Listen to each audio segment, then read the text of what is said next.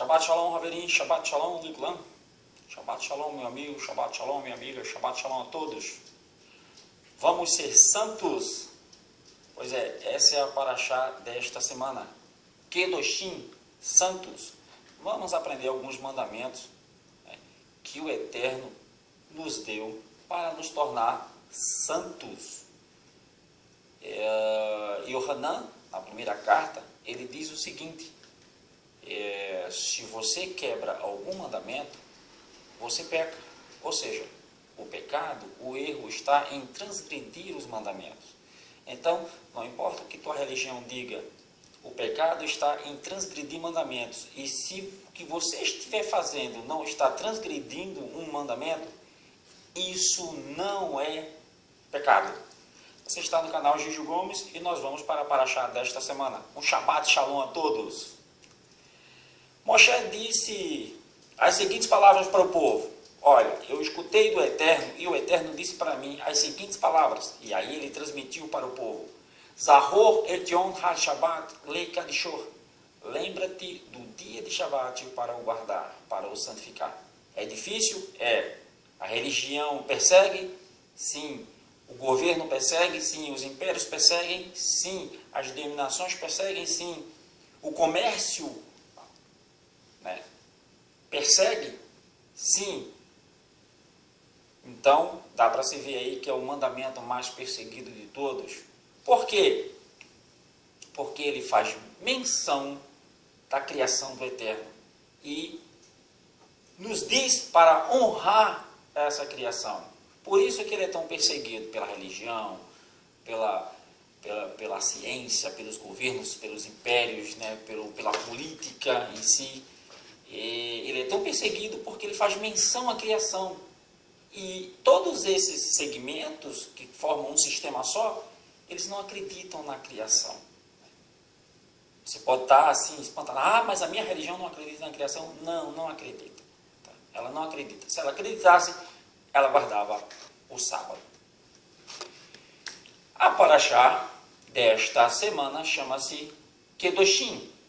Porque a paraxá de Kedoshim foi transmitida para toda a nação. Tem essa singularidade, né? Todas as paraxás, o Eterno, ele dá direto a Moshe. Mas nessa, o Eterno diz o seguinte: olha, transmita para toda a nação, não só para os líderes nem sacerdotes, né?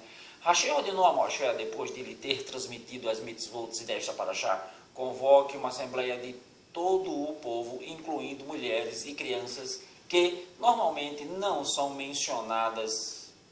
Percebeu? Ensine a paraxá de Kedoshim para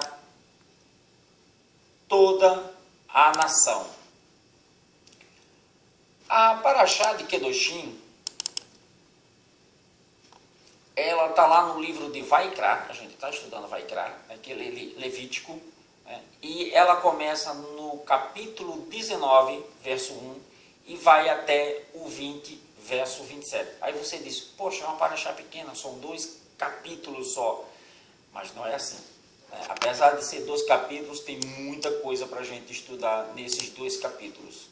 Então vamos tentar ser rápidos nessa leitura. O motivo desta conduta é que esta paraxá contém um grande número de preceitos fundamentais da Torá, como eu falei, né? Como o princípio básico de ama o teu próximo como a ti mesmo. Hashem queria que cada membro do nosso povo estivesse presente à Assembleia, para que todos se familiarizassem com este corpo e leis da Torá. É um mandamento bem fundamental, ou seja, todos esses princípios que a gente vai relatar aqui agora, ele parte deste mandamento: amar ao próximo como a ti mesmo. Se você cumprir isso, você vai cumprir muitos outros mandamentos, né? Kedoshim Tihiu, né? A mitzvah de que todo homem e mulher devem ser puros, né? Hashem ordenou, sejam puros, Kedoshim, santos, puros, separados. Qual é o significado deste mandamento e como deve ser cumprido. Nossos sábios explicam que a palavra Kedushá, santidade, também quer dizer separação, pôr de lado.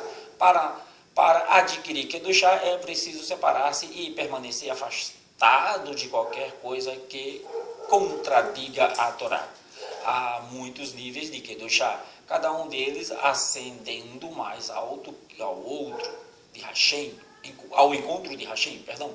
A mitzvah básica de ser santo é que é exigida a cada homem e mulher, né? Cada pessoa consiste em 2 pontos. Tá? Para ser santo é preciso você entender esses 2 pontos. Primeiro, cumprimos este mandamento ao romper contato com qualquer área declarada pecaminosa pela Torá. Isto se aplica em particularidade ao pecado de imoralidade. A imoralidade dos atos mesmo no pensamento leva à impureza, tanto no coração do próprio indivíduo como no mundo todo. Quando você se separa, você começa a ter pensamentos mais puros, porque você não se envolve, né, com certos assuntos ou com certas pessoas. Então, por isso que a imoralidade, né, ela atinge e pode partir do nosso pensamento também. Isso foi um dos ensinamentos de Yeshua. Yeshua disse, agora eu vou potencializar esse mandamento. Se você pensar, né, em fazer coisas erradas, você já está pecando.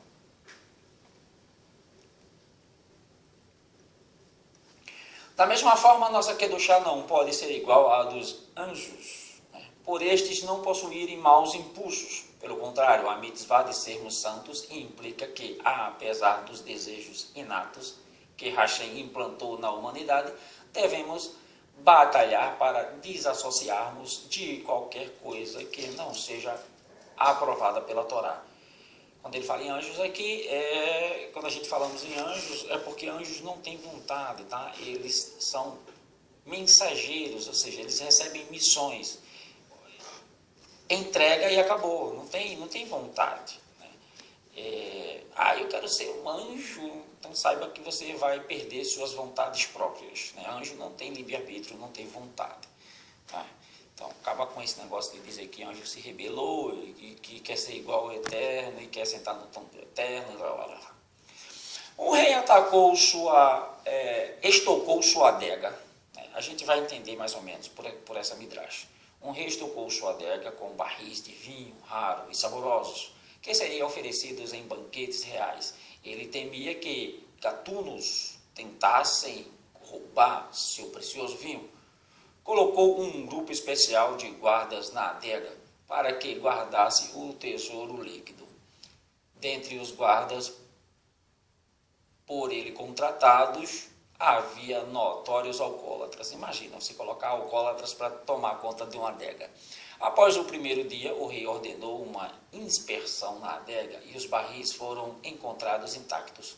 O rei ordenou que os guardas fossem pagos com salário diário, acrescentando que aqueles que tinham reputação de alcoolismo deveriam receber duplo ordenado.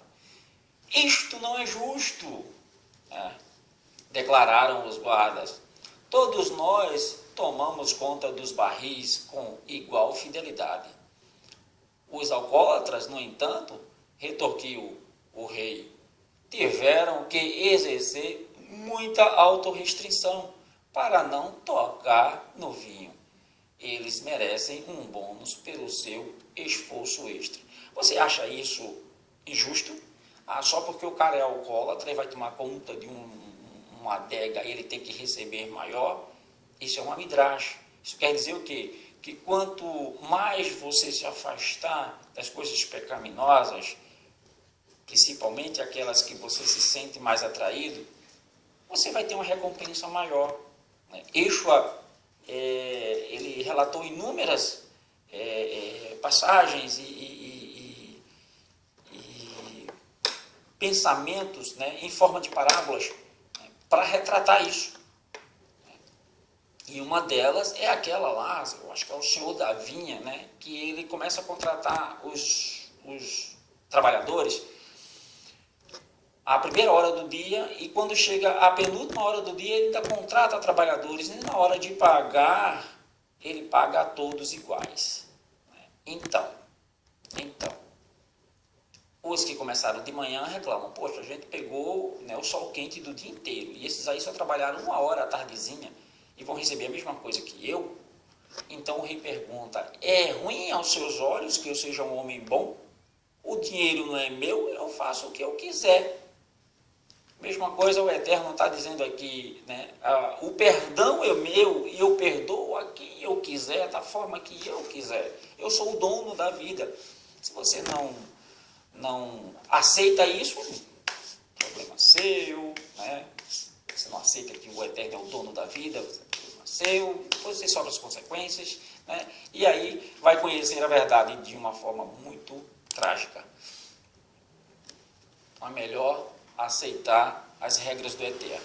Foram essas que ele estabeleceu e ele não é injusto quanto a isso, né? Ou seja, aqueles que têm uma fraqueza, eles têm um desafio maior se for cumprir uma mitzvah dessa. Similarmente, um ser humano por natureza é atraído pelo pecado e imoralidade. Se ele se abstém dessas tentações por respeitar os desejos divinos, pode atingir níveis, né, superiores ao de um anjo, digamos assim.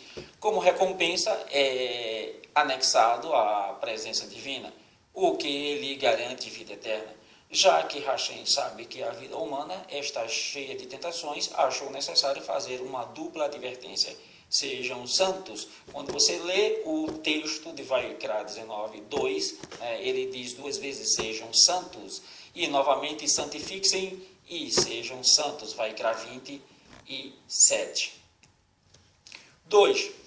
Além de ficar distante do pecado, o mandamento de ser sagrado tem a seguinte implicação. Como a Torá não deseja que uma pessoa tenha uma vida de ermitão, mas sim ordena-lhe que se case, coma, beba e desfrute as bênçãos de Hashem, ele poderia presumir que pode fazer da santidade dos desejos físicos seu objetivo de vida. Talvez considere que tornar-se bem-sucedido materialmente seja a meta primordial de sua existência, buscando constantemente elevar seu padrão de vida.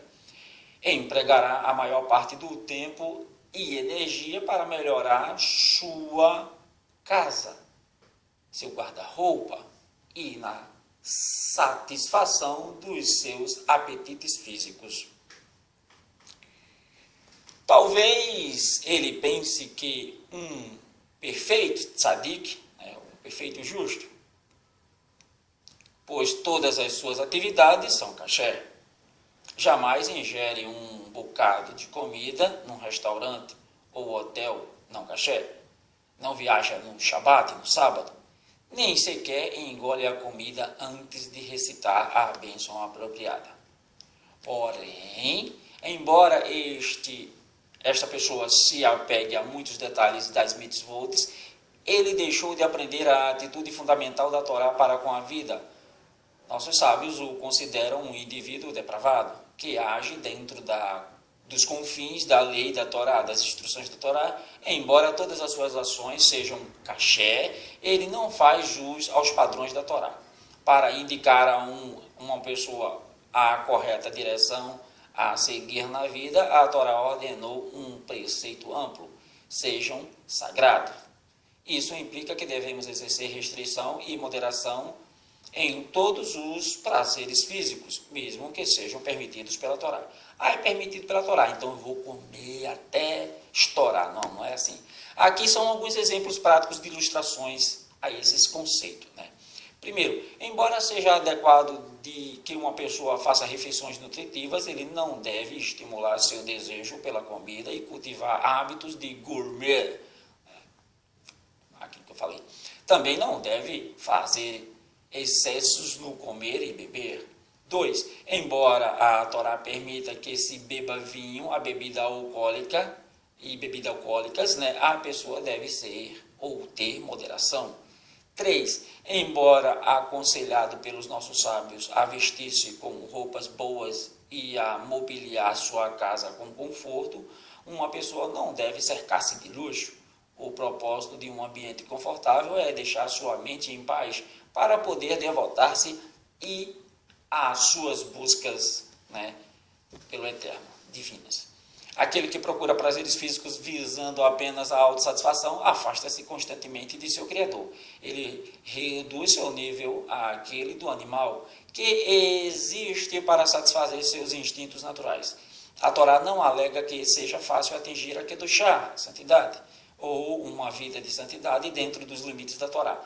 Nossos sábios estavam conscientes dos desejos físicos dinâmicos com os quais Hashem criou o homem. Portanto, eles representavam a mente do homem como um campo de batalha no qual ocorre uma constante luta do intelecto contra a imaginação ou do conhecimento versus desejo físico, ou do Yetz Tov contra a Yetz Hara, ou seja, a boa inclinação e a má inclinação. Todos esses termos denotam a mesma coisa, que todo dia somos confrontados com escolhas em todas as áreas da existência, que determinam se seremos ou não sagrados. A batalha persiste enquanto vivemos. Toda vez que conseguimos uma vitória sobre nosso Yetz Hara, má inclinação, adquirimos Kedushá adicional, ou seja, santidade. É por isso que ele deu aquela midrash, né, que os alcoólatras receberam, né, salário duplicado. Essa é a introdução, né, é para você entender o texto, quando você lê o texto, né, os 2 capítulos de Vaikra 19 e 20, para você entender, né, como, né, você pode trabalhar o processo dessas instruções.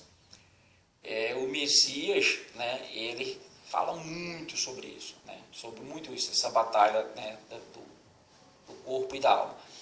O Meslat e Sharim define Kedushá como algo que consiste de 2 estágios. Né? O primeiro é o esforço de nossa parte para tornarmos sagrados, rompendo contato com qualquer coisa proibida da Torá e agindo com moderação mesmo nas áreas permitidas. O segundo estágio de Kedushá é o presente dos céus. Hashem garante àquele que se esforça para adquirir Kedushá que ele receberá a ajuda de cima e alcançará a santidade como um presente celestial. Aí vamos começar com as mitzvot, né? Vou tentar, né, pelo menos fazer um resumo de todas elas, né, mais ou menos. A mitzvah de respeitar os pais, isso é muito importante, né? Nossa Parashá declara: estamos prestes aí, né, para uma data comemorativa do mundo secular, que é o Dia das Mães, né? Tem filhos que nem ligam, apesar de ter um dia, né, da humanidade, né, reservaram um dia para você honrar seu pai e sua mãe, né? Eles não fazem, pelo contrário, tem filho matando o pai aí direto, né? E a véspera, né? E até no Dia das Mães tem filho que matam pais e mães. E tem outros, né, que passam o ano todo e né, não se lembram e nem nesse dia se lembram. Eu já digo diferente. Pai e mãe é para ser lembrado todo dia. Nossa Parashá declara em 19:3, um homem deve respeitar sua mãe e seu pai. Por outro lado, nos 10 mandamentos, nós fomos ordenados: honre seu pai e sua mãe. Qual é a diferença entre respeito e honra? Respeito significa que o filho não pode contradizer as palavras de seus pais, nem deve corroborá-la, dizendo: as palavras do meu pai estão corretas. Não deve sentar no lugar específico de seus pais. A mitzvah de respeitar os pais se estende tão longe que mesmo se um dos pais aproxima-se do filho em público, rasgar suas roupas, insultá-lo e bater nele, este não tem permissão de envergonhá-lo ou de afligi-lo. Deve aguentar a humilhação silenciosamente, temendo a Hashem, que nos deu esta ordem. Mas vem o outro lado da moeda que diz o seguinte, né? Isso é ensinamento de Shaul Hachalia. Ele está ensinando Torá ali. Está ensinando Torá. Quando ele diz para a gente respeitar os pais, mas aí, pais, né, não provoquei a ira dos vossos filhos. Não sejam injustos com eles. Se você for injusto, você vai provocar a ira. Ninguém aguenta ser humilhado tanto assim. E a honra? A honra é o quê? O filho deve preocupar-se, né, que seus pais sejam providos de alimento, roupas e todas as outras necessidades. Isso é honra. O versículo que nos ordena a temer nossos pais conclui: e deverão guardar seu Shabbatot. Eu sou Hashem, seu Elohim. Esta conclusão nos ensina que o filho deve ignorar a vontade de seus pais se eles ordenarem que deve transgredir um mandamento da Torá. Como, por exemplo, profanar o Shabat. Hashem disse: eu sou Elohim, de Israel, tanto de ti como de teus pais. Minha ordem divina, portanto, tem a autoridade máxima. Ou seja, você só deve desrespeitar uma ordem do seu pai se for para transgredir um mandamento. Se ele mandar você transgredir um mandamento, aí você diz: opa, aí não. Aí o senhor está indo contra o Eterno, contra as ordens do Eterno, e ele está acima do Senhor. Nossos sábios mencionam especificamente o exemplo de um filho que deseja estudar a Torá em alguma yeshiva, escola, onde ele sente que será beneficiado, enquanto seu pai discorda. Neste caso, ele não precisa obedecer. A mitzvah de estudar a Torá supera a de honrar os pais. Não dá atenção a ídolos, idolatria, cultos, religiões ou filosofia que contradizem a Torá. Vaikra 19:4. A gente está seguindo o texto. Hashem ordenou: At-tifnu el haelim. Não se dirija aos ídolos. A proibição se dirige aos ídolos conclui os seguintes pontos.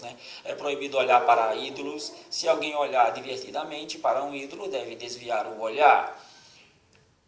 Bom, hoje não é tanto assim, Você pode olhar com um olhar de crítica, de questionamento, e não vejo pecado nisso, tá? Mas aqui ele está dizendo que não deve nem olhar, ele deve ignorar, nem saber, do que se trata. Não se deve arranjar um encontro com as palavras: encontre-me ao lado de tal ídolo, encontre-me ao lado de tal igreja, por aí vai, A igreja hoje é um ídolo, Só se faz as coisas lá dentro, Quando Yeshua disse assim: entra no teu quarto, conversa com o pai secreto, mas não, a religião diz: não, tem que ir para a igreja. Se não orar na igreja, a oração não chega. Então ela se tornou um ídolo. Não devemos prestar atenção a nenhum assunto incluso na categoria de ídolos. Isto significa, na prática, que a Torá nos proíbe de ler livros, ouvir palestras ou envolver-nos em cultos, religiões e filosofias que são estranhas à Torá. Assim como também as mitzvot está também destinada ao nosso bem. Há muitas vantagens em cumpri-las, entre elas. Nossas mentes são vulneráveis, E assim, quando você começa a se envolver com essas coisas, você começa a ter pensamentos contraditórios com a Torá. Portanto, para o nosso próprio benefício, Hashem estabeleceu a proibição de pesquisar matérias cujas teorias contradizem a verdade da Torá. Observando este mandamento, nossos pensamentos permanecerão puros e não serão afetados pelas religiões e filosofias errôneas inventadas pelo homem. Não fabricar ídolos também. Vamos lembrar de Terá. Terá era o pai de Avraham. Terá, ele construía ídolos. Na Parashá Bereshit eu falei sobre isso, a história de Terá e Avraham. Vai lá, é a primeira Parashá do ano. Vai lá, Bereshit, você vai ver essa história. A Torá admoesta: não faça ídolos para si. Mas toda religião tem ídolo. Quando você não faz um de madeira e um de barro, você cria um para você de carne e osso. Tem mãe que tem filho como ídolo. Incrível, incrível. Tem pessoas que chamam o animal de estimação de mamãe e papai. Por aí vai. Isso é quebra de mandamento. Isso é transgredir mandamento. Isso é honrar quem não precisa de honra. Tem muito ídolo por aí afora. Tem gente que idolatra cantor, pastor, pregador, padre, pedaço de pau, mandinga, superstições para todo tipo. O judeu é proibido de fabricar, o judeu não, qualquer pessoa do mundo, porque a Torá ela é estendida a toda a humanidade. É proibido de fabricar ídolos tanto para si como para outrem, nem mesmo para um que não seja hebreu, judeu, qualquer pessoa. Proibições relativas a assuntos monetários. Não roubar, é proibido não roubar. A Torá proíbe roubar dinheiro ou propriedade de outrem. Os 10 mandamentos, nos quais a proibição contra roubo também aparece. Ela se refere a sequestro de seres humanos também.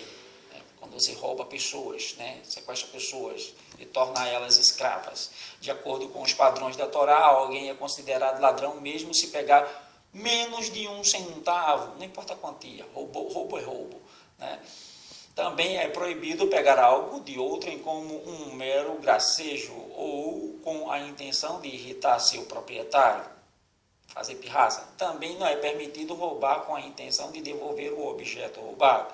Na época do Beit Din, tribunal rabínico, exercia jurisdição uma pessoa que fosse flagrada por 2 testemunhas durante um roubo, tinha que devolver ao proprietário o dobro da soma roubada, ou o dobro do valor da propriedade roubada. Para o dobro, é uma penalidade justa ao ladrão. O dobro será que além de ter que devolver ao proprietário a soma roubada, o ladrão deve pagar-lhe a mesma quantia que pretendia privar-lhe. Correto, para nunca mais ele fazer isso. Não negar e depois jurar falsamente para confirmar sua negação. Ou seja, falsa testemunha. Continuando o assunto de honestidade, em assuntos monetários, a Torá proíbe que uma pessoa proíbe a pessoa de mentir sobre um fato de que algum objeto lhe tenha sido confiado ou que tenha perdido algum objeto ou dinheiro emprestado. Vai criar 19:11. E jurar em falso a confirmação, a declaração de que nunca tenha recebido algum objeto para guardar. Deixa esse negócio comigo mesmo, não. Todas as proibições mencionadas na Paraxá seguem uma sequência lógica. Ao ser questionado sobre o roubo, o ladrão tentará desmenti-lo e depois jurará em falso para apoiar sua declaração. Entendeu? Segue uma sequência. A proibição de prestar falso juramento. Mesma coisa, Os 10 mandamentos está escrito: não pronunciei o nome de Hashem, teu Elohim, em vão. Isto nos proíbe de jurar falsamente ou desnecessariamente em nome de Hashem. Nós temos a Paraxá e já estudamos que jurar ou fazer promessa é pecado. E o próprio Yeshua ensina isso aqui da Torá. Yeshua ensina a Torá, queira você ou não. É Novo Testamento. Não, é Torá. Como assim o velho, é Nova Aliança. Não tem nada de Nova Aliança. Continua a mesma. A única questão que a gente pode obter como Nova Aliança é que ela foi restabelecida, foi restaurada. O Eterno fez uma nova aliança com a humanidade. Mas isso não quer dizer que os preceitos e que a palavra do Eterno mudou. Não, continua a mesma. Ele renovou, ele fez uma nova aliança. Só não precisa mais sacrificar cordeiros. A Paraxá reitera a proibição no plural, para ensinar que um juramento falso é proibido não somente quando juramos em nome explícito de Hashem, mas até se usamos qualquer de seus nomes ou atributos, em nome do Todo-Poderoso, em nome do Elohim de Israel, por aí vai. São atributos do Eterno. Abusar do nome divino para propósitos enganosos ou desnecessários constitui profanação ao nome de Hashem, pois prova o desdém daquele indivíduo em relação ao nome divino. Não reter dinheiro de outrem, não roubar, não atrasar o pagamento de um operário. Isso acontece direto. Aí tem uma religião aí que é para pagar no sábado, aí eles aproveitam o sábado. Não posso pagar hoje, porque hoje é Shabat. Por que não paga antes? Paga antes da sexta-feira escurecer, mas aí retém o dinheiro e deixa o dinheiro do banco correndo juro. O dinheiro do funcionário que ele tinha que pagar, deixa no banco correndo juro. Então, essa mesma denominação, ela tem que diz que guarda o sábado, você sabe qual é? Ela tem clínicas de aborto nos Estados Unidos. Imagina! Então, a Paraxá adiciona mais 3 proibições contra pagar ou reter o dinheiro de outra pessoa. Lotashok. Não abuse de sua posição vantajosa para reter o dinheiro de outrem. Vai entrar 19:13.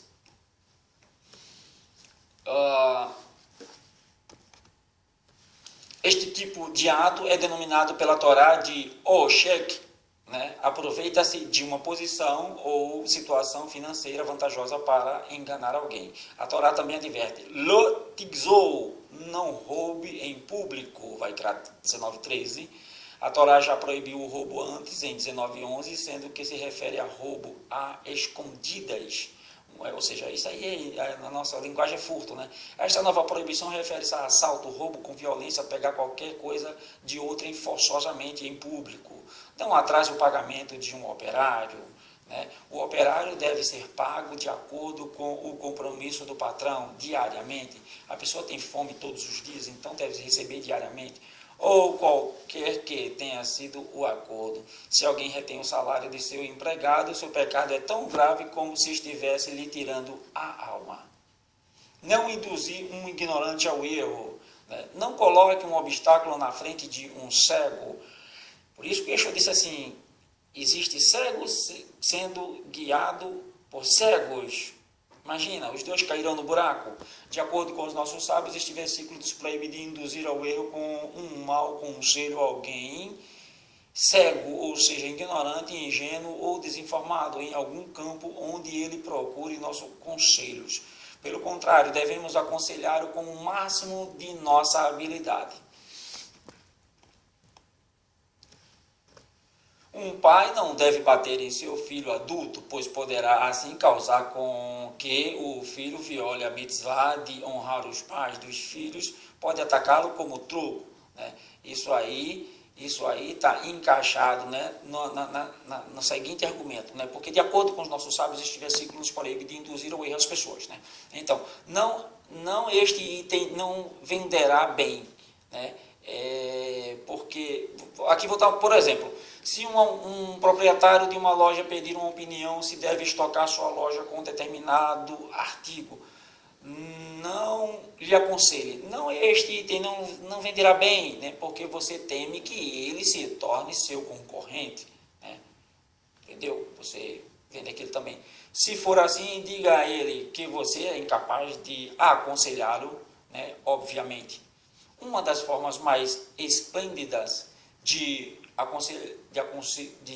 bondade, né, que um indivíduo pode ter é devotar raciocínio e esforço mental para ajudar a outros com conselhos apropriados. Este tipo de bondade pode ser realizado sem dinheiro, né?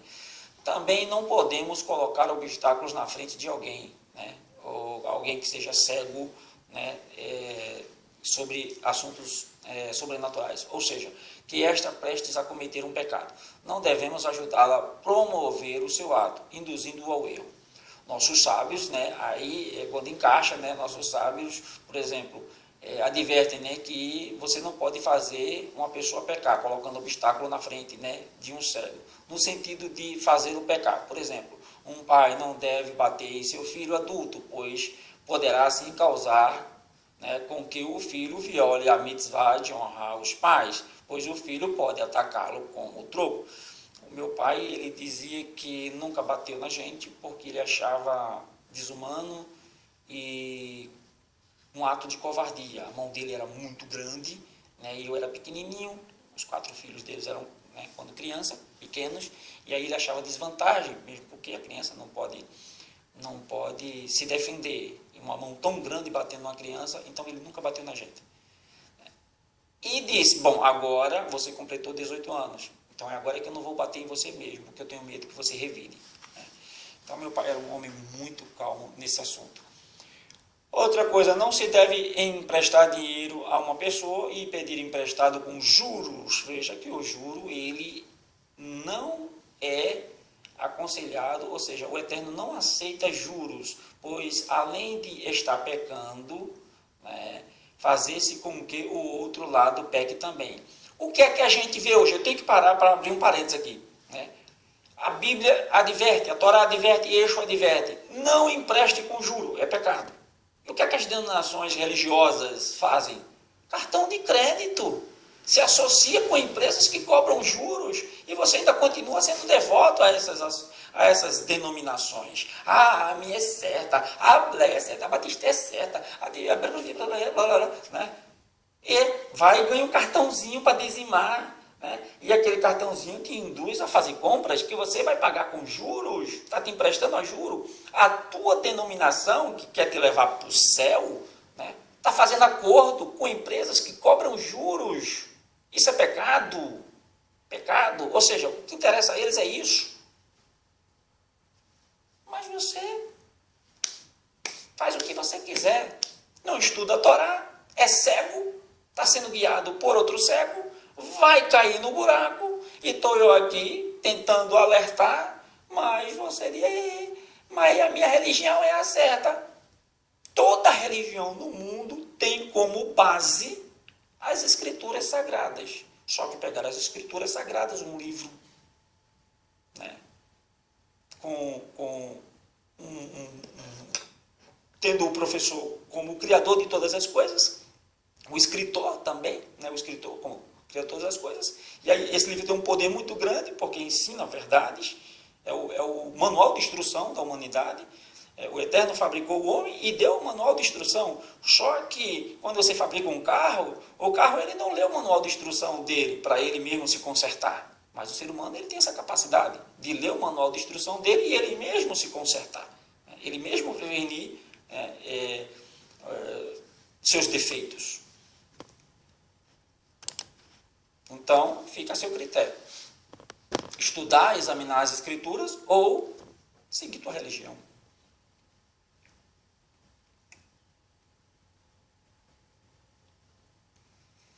A Torá conclui esta proibição com as palavras e deverás temer a teu Hashem, a teu Elohim. Esta frase é empregada em casos que o pecador poderia justificar-se, afirmando que agiu ou falou de tal maneira em benefício de seu amigo. Por exemplo, o caso de induzir alguém ao erro com um mau conselho. O pecador poderia afirmar que foi motivado por interesse pelo bem-estar do seu amigo. A Torá, por isso, adverte que devemos temer a Hashem, que conhece as verdadeiras motivações do nosso coração. Você pode até dizer que estava querendo ser bonzinho, né? Mas lá no seu íntimo você não estava. Né? Voltando ao assunto sobre juros, né? Eu sou uma pessoa que não tenho cartão de crédito, não tenho conta em banco, não tenho nada disso. Julgar os outros favoravelmente. A Torá adverte também, dê ao seu próximo, né, adverte a mitzvah, né, em benefício da dúvida, julgue-o favoravelmente. O que a Torá diz? Se você não tem certeza que ele cometeu pecado, então absolva. É melhor, né, um errado ser absolvido do que um inocente ser incriminado. O sábio Hillel, certa vez, informou sua esposa de que traria uma visita para o jantar e pediu para que a comida estivesse pronta. A esposa de Hillel assou o pão, preparou tudo, fez toda aquela refeição, né? E quando estava tudo pronto, né, ouviu alguém bater na porta e estava lá um pobre parado, né, do lado de fora, que se queixando que ia casar. E o seu casamento não tinha nada para as pessoas comerem, os convidados, né? O que foi que ela fez? Ela deu tudo que ela preparou, né? Deu tudo que ela preparou para essa pessoa, né? A esposa de Hillel imediatamente correu na cozinha e trouxe toda a comida que tinha preparado, né? E deu para essa pessoa. Mais tarde, Hillel perguntou-lhe, né? Minha filha, por que nos fez esperar tanto tempo, né? Porque aí quando as pessoas, quando ele voltou, né, e as visitas chegaram, tiveram que esperar durante muito tempo, né, até que ela fizesse a comida de novo. Né? Ela contou-lhe tudo o que tinha acontecido, ao que ele respondeu, né, minha filha, em minha mente não a culpei, nem mesmo por um segundo. Imediatamente julguei-a favoravelmente, assumindo que você realiza todos os seus atos por amor a Hashem. Encontrar explicações e desculpas para justificar um comportamento aparentemente injustificável do próximo não é fácil. Porém, é um fato de que, de maneira geral, não estamos conscientes dos fatos e considerações presentes nos atos dos outros. Não estando em igual situação, não temos o direito de condenar a pessoa. Né? Você tem que sentir na pele aquilo que ela está passando, né? Aí vem a proibição de fazer mexericos, né? Ou seja, fofocas, vai criar 19, 16, né? Não ande fazendo mexericos dentro do seu povo. Isso é muito problemático, né? Dá muito problema isso. E é o que mais as pessoas fazem. E isso tem muito a ver com a Lashon Hara, a língua maldita, né? Não ficar parado enquanto uma pessoa está correndo perigo de vida, né? Não fique parado sobre o sangue do seu próximo quando estiver em perigo de vida e você for capaz de salvá-lo, né? Vraiká 19, 16. Né?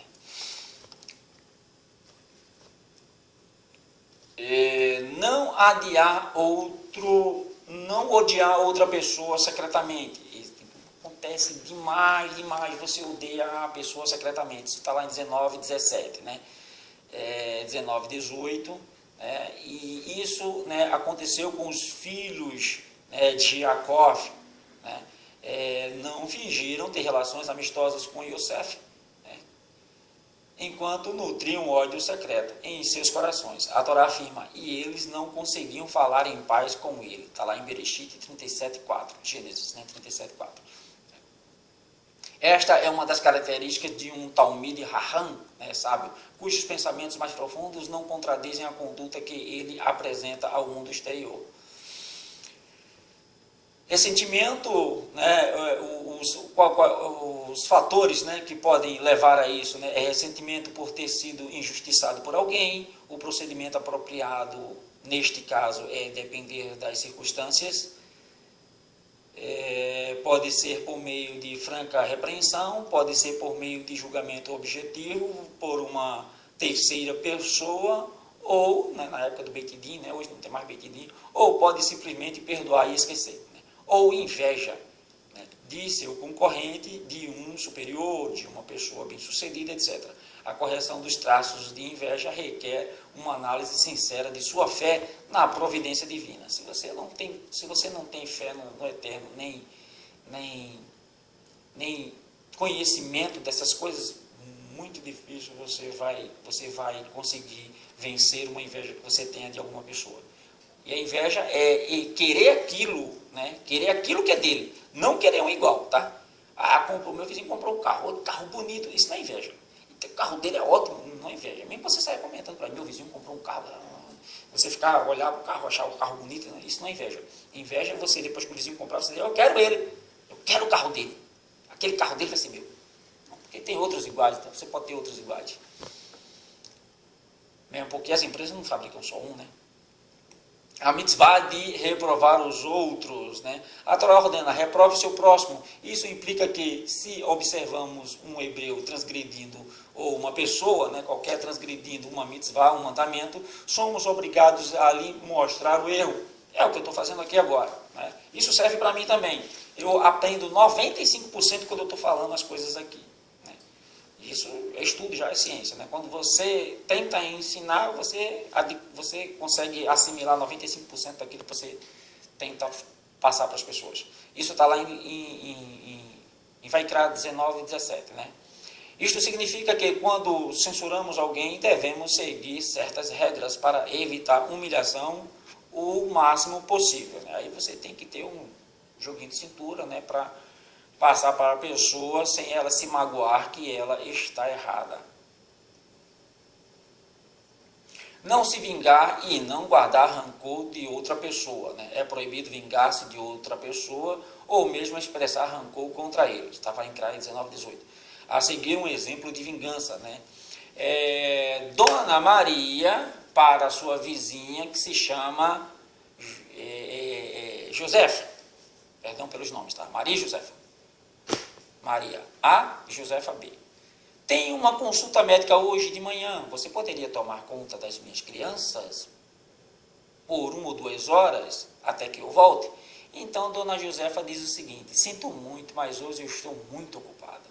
2 semanas depois, dona Josefa vai e liga para dona Maria.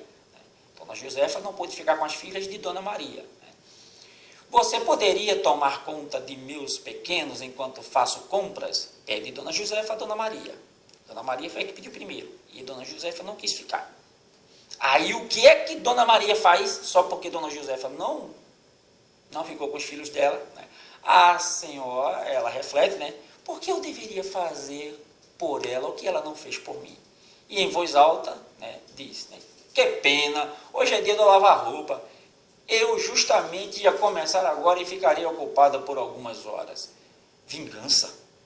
Isso é vingança. Portanto, é um ato de fazer ao próximo o mesmo que ele fez com você. Pagar com maldade se ele nos fez mal. Isso é proibido pela Torá. A seguir, outra ilustração. Outra ilustração de guardar rancor, né? A dona Josefa negou-se a tomar conta das crianças da vizinha. Em outra oportunidade, a dona Maria pede a ela o mesmo serviço. O que foi que dona Josefa fez? Vou lhe fazer o favor, apesar de você não ter cuidado das minhas crianças quando eu lhe pedi. Isso é guardar rancor. Né? Eu vou fazer, mas eu estou lembrado que ela não fez por mim. A proibição contra a vingança refere-se ao pagamento na mesma moeda. A proibição contra guardar rancor é a lembrança e a expressão verbal de rancor pelo ato do próximo. Somos obrigados a apagar de nossas mentes a memória da injustiça que uma pessoa nos tem feito. Quando você pede perdão a Deus, o Eterno ele esquece dos seus pecados, né? E por que também você não pode fazer o mesmo? Para ajudar-nos a cumprir essa difícil mitzvah, nossos sábios e comentaristas oferecem várias sugestões de como enxergar um ato desagradável que alguém nos tenha feito, né? Se a perna de um indivíduo, quando estiver andando, empurrar a outra perna, fazendo tropeçar e se machucar, este não acusará a sua perna, né? Consideraria ridículo atribuir a acusação a uma perna de si mesmo. Amar todas as pessoas. A Torá ordena, ama teu próximo como a ti mesmo. Este é um princípio fundamental da Torá, né? Este preceito como fundamental, pois uma pessoa que se esforça para amar os outros como a si mesmo evitará cometer uma série de transgressões e será cuidadoso com as mitzvot, né? Eu falei isso no início, né? Por exemplo, alguém que ama seu próximo como a si mesmo não vai enganá-lo ou tirar vantagem dele, será cuidadoso com o dinheiro e a propriedade dele como se fosse sua, não vai magoá-lo verbalmente ou espelhar maus relatos sobre ele, ao contrário, falará ao próximo de maneira respeitosa e falará dele positivamente. Não invejará o outro, mas sim compartilhará da alegria pela sua boa sorte, como se fosse com ele mesmo. Ajudará o próximo e fará por ele aquilo que ele gostaria que fizesse consigo em situação idêntica. Portanto, a mitzvah de amar a uma pessoa é realmente a mais básica de todas, que envolve o homem e o próximo, pois ao observá-la apropriadamente, cumpriremos muitos outros mandamentos da Torá. Você ama seu próximo, né? Você diz que ama seu próximo, você é até um cara religioso, mas aí você vai vender seu carro, eu já passei por isso, tá?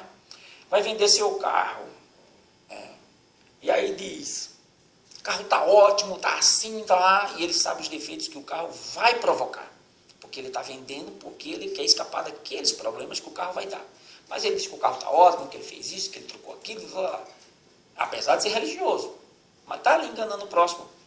E vem dizer que ama o próximo? Não ama, né? Não ama. Então fala a verdade. Aí o cara compra o carro se o cara quiser. Aí negocia e a verdade, né, se torna ampla em todos os sentidos.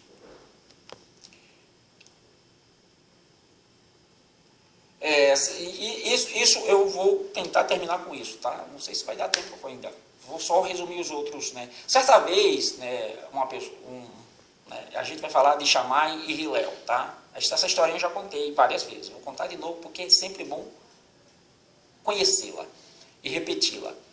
Yeshua, ele tinha, né, traços da escola de Hillel e traços da escola de Shammai, né? Então, certa vez, um judeu compareceu perante o sábio Shammai, né, com a estranha solicitação: converta-me ao judaísmo, com a condição de me contar a Torá inteira enquanto eu fico parado num pé só. Imagina, Quanto tempo ele podia ficar parado num pé só? Shammai considerou suas palavras como desdenhosas em relação à Torá. Você não está respeitando a Torá. Cujo conhecimento ninguém pode exaurir durante a vida toda. Você vive a vida toda e você não consegue absorver todo o conhecimento da Torá. E certamente não sobre um pé só.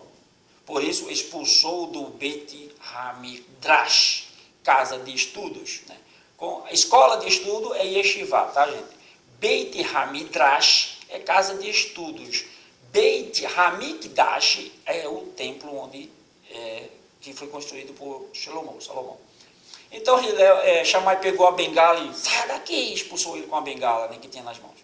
Intrépido, o homem dirigiu-se seus passos para o Beit HaMidrash de Hillel, a escola de Hillel, e repetiu suas palavras. Hillel aceitou. Hillel era mais brando, isso não quer dizer que os dois eram muito sábios, mas Hillel era mais amoroso. E aceitou como convertido, dizendo-lhe: agora ouça, esta é a Torá em resumo. Pode ficar no pessoal aí que eu vou resumir a Torá para você. Os mandamentos do Eterno. Aquilo que você odeia, não faça para os outros.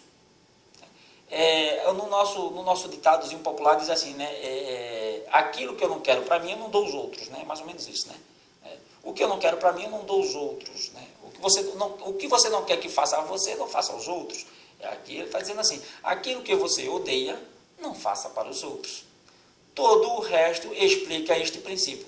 Agora vai estudar as implicações e ramificações deste princípio.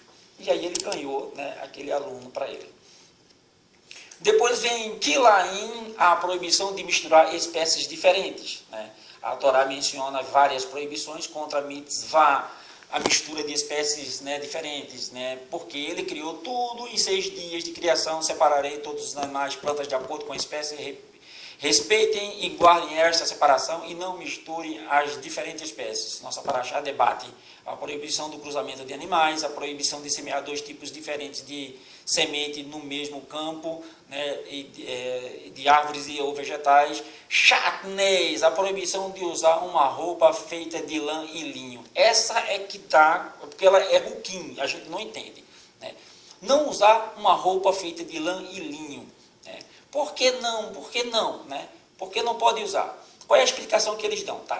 Eu não vou ler tudo porque é muita coisa, mas eu vou explicar, a gente já está com o tempo se esgotando aqui. É porque quando foi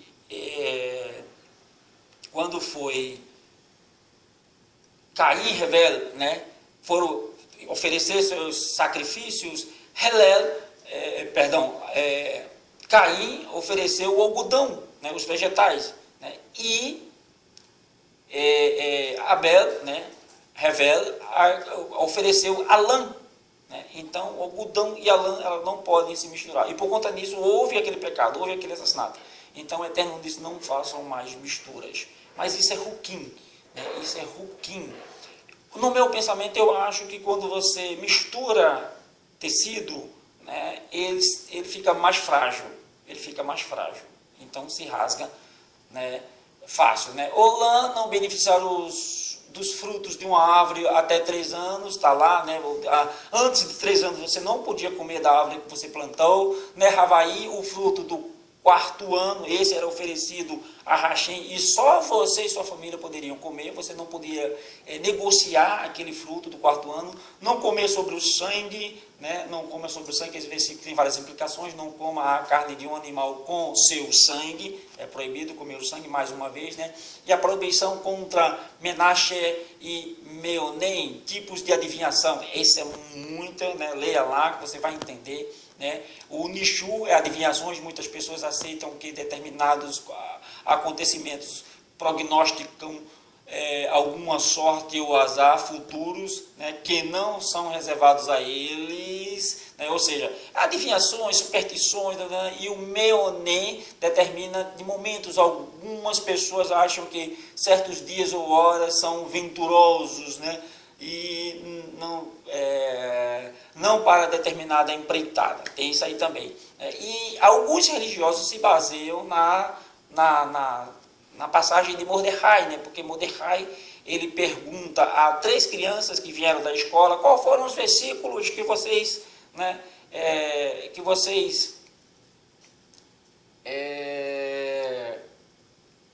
aprenderam hoje. Aí eles dizem, e com isso Mordecai, né, ele acaba sabendo, né, tendo a intuição que o Eterno salvaria todos eles, né, do Naaman.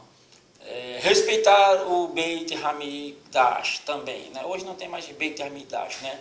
Honrar os idosos e os Talmidei Hamim, né? Também somos santos, distinguindo-nos das nações, ok? Terminamos nossa paraxá de hoje, né? O tempo esgotou, né? Só temos 5 minutos para não despedir, e eu vou recitar a Birkat Kohanim. Leia o texto que você vai entender. Se você tiver pergunta, pode perguntar e botar no chat aí as perguntas que a gente responde, se for possível, nós soubermos, porque também somos limitados. Vamos recitar Birkat Kohanim e terminar a nossa paraxá de hoje. Espero que você tenha aprendido muita coisa, porque eu aprendi. Todo ano nós estamos estudando a Torá e isso fortalece, né, e faz a gente lembrar dos mandamentos do Eterno. Recitemos. Yevarechecha Adonai veishmerecha, Yehei Adonai panavelecha, vihuneka, yitzhar Adonai panavelecha, veyatzelecha, shalom. Elohim Melech Neiman, Elohim é rei fiel. Esse é o significado de amém. E, virtude, ve-haimet, techaher et her. Texto base. Conhecereis a verdade e a verdade vos libertará.